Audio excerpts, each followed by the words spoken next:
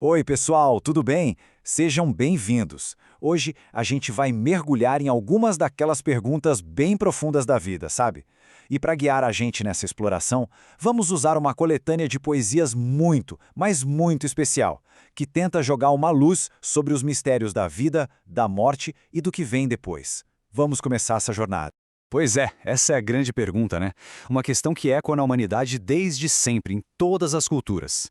É o nosso ponto de partida hoje, para uma viagem que, olha, pode nos levar a lugares bem inesperados. A nossa fonte para essa análise é o livro Poetas Redivivos. Ele é apresentado como um conjunto de poemas que teriam sido ditados por espíritos de grandes poetas, através da psicografia. Mas olha, para nossa conversa aqui, não importa tanto a crença de cada um. O que é fascinante é a visão coesa e profunda que esses versos trazem sobre a jornada da alma. Então, vamos lá. A primeira etapa dessa jornada começa aqui, exatamente onde a gente está agora, na Terra. Só que, segundo esses poemas, a vida por aqui não é um castigo, não. Muito pelo contrário. É como se fosse uma escola, um campo de treinamento intensivo para a alma. A ideia central é que nada é por acaso. As dificuldades, os desafios, as dores, tudo isso funcionaria como uma ferramenta para o nosso crescimento. São oportunidades para a gente exercitar a paciência, a coragem, a fé. É tipo uma academia para o espírito, sabe? E essa citação, nossa, ela ilustra isso com uma força incrível.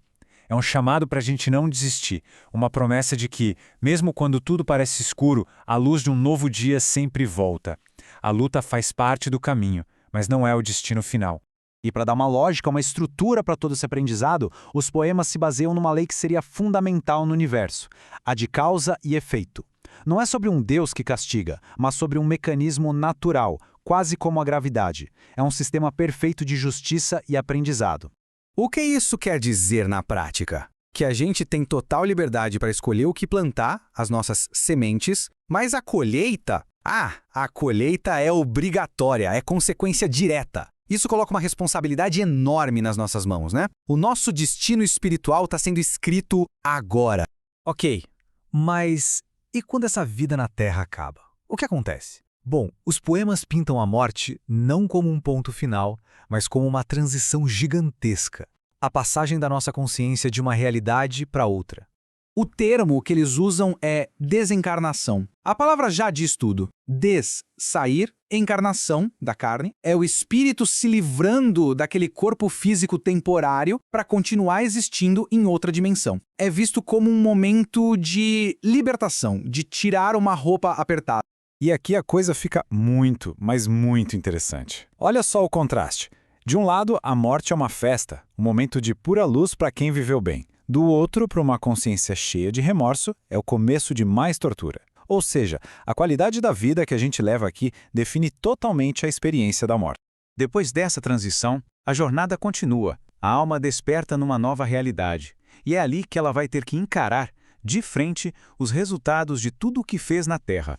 A ideia é que não existe um céu ou um inferno pré-definido, sabe? A realidade espiritual de cada um é um espelho perfeito do seu interior, da sua vibração. Cada um de nós cria o seu próprio ambiente pós-morte, com base no que cultivou dentro de si. Para as almas que viveram de forma mais desequilibrada, apegadas a coisas ruins, os poemas descrevem um lugar chamado umbral. Pense nisso mais como um estado de consciência, uma zona de crepúsculo, onde a alma precisa se purificar, encarando as próprias criações. A descrição é bem forte, quase um filme de terror.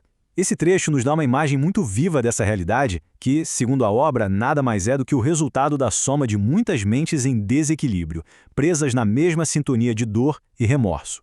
E aqui a gente vê exemplos bem concretos de como essa lei de causa e efeito funcionaria ao longo de várias vidas. A justiça aqui não é para punir, é para corrigir. O sofrimento em uma nova vida é desenhado para que o espírito sinta na pele o que causou aos outros e assim aprenda, desenvolva empatia.